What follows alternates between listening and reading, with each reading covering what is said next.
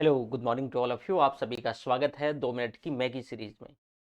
इस सीरीज में हम जो है प्रारंभिक परीक्षा के लिहाज से एक एक इशू को डिस्कस।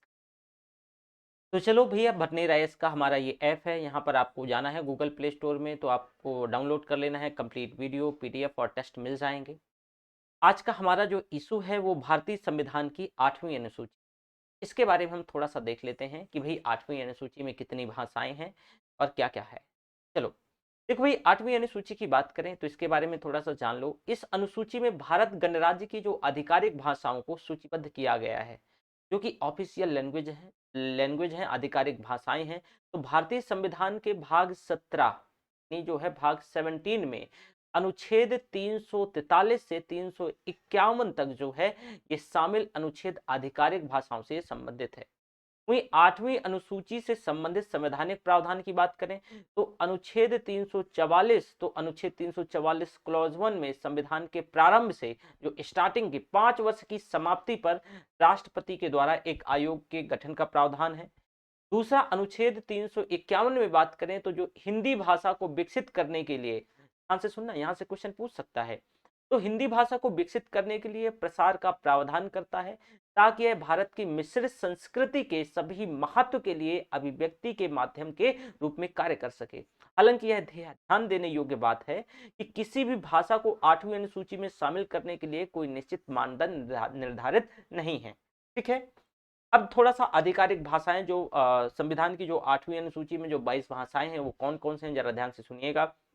असमिया, बांग्ला, गुजराती, हिंदी, कन्नड़, कश्मीरी, कोंकणी, मलयालम, मणिपुरी, मराठी, नेपाली, उड़िया, पंजाबी, संस्कृत, सिंधी, तमिल, तेलुगु, उर्दू, बोडो, संथाली, मैथिली, डोगरी। तो ये सभी आपकी 22 भाषाएं हैं जो कि संविधान की 8वीं अनुसूची में शामिल है। अब इन भाषाओं में से आपको 14 भाषाओं को संविधान के स्टार्टिंग में, प्रारंभ में शामिल कर लिया गया था। और इसके बाद जो है, जैसे कि 1967 में सिंधी भाषा को 21वें संविधान संशोधन के द्वारा इसमें से 8वीं अनुसूची में जोड़ा गया। फिर 1992 में 71वें संविधान संशोधन के द्वारा कोंकणी, मणिपुरी और नेपाली 3 भाषाओं को, ध्यान रखना, ये 8वीं अनुसूची में जोड़ा गया। वर्ष 2003 में 92वें संविधान संशोधन के द्वारा, जो कि संविधान संशोधन के द्वारा, और 2004 में ये प्रभावी हुआ। इसके द्वारा जो है बोडो, डोगरी, मैथिली और संथाली, यहाँ पर 4 भाषाओं को क्या किया गया, इस मतलब 8वीं अनुसूची में जोड़ा गया। ठीक है। तो स्टार्टिंग में 14, और इसके बाद जो है आपकी एक सिंधी भाषा को जो है 21वें संविधान संशोधन 1967 में वेरी फर्स्ट टाइम। फिर जो सेकंड भाषा है आपकी, मतलब 3 इकट्ठा जोड़ी गई, कोंकणी, मणिपुरी और नेपाली 1992 में। फिर 2003 में जो ये संविधान संशोधन होता है, तो इसमें से बोडो, डोंगरी, मैथिली, संथाली।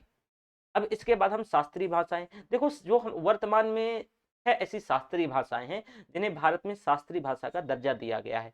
इनमें से तमिल है, 2004 में घोषित करी गई। संस्कृत है 2005 में, कन्नड़ 2008 में, तेलुगु 2008 में, मलयालम 2013 में और उड़िया 2014 में। ये आपकी जो है क्लासिकल लैंग्वेजेस हैं, ध्यान रखना, हिंदी इसमें से शामिल नहीं है। 6 शास्त्रीय भाषाएं हैं। सभी शास्त्रीय भाषाएं संविधान की 8वीं अनुसूची में सूचीबद्ध है। यहाँ से क्वेश्चन बनाएगा। इसके लिए दिशा निर्देश क्या है, किनको हम शास्त्रीय भाषा में शामिल करेंगे।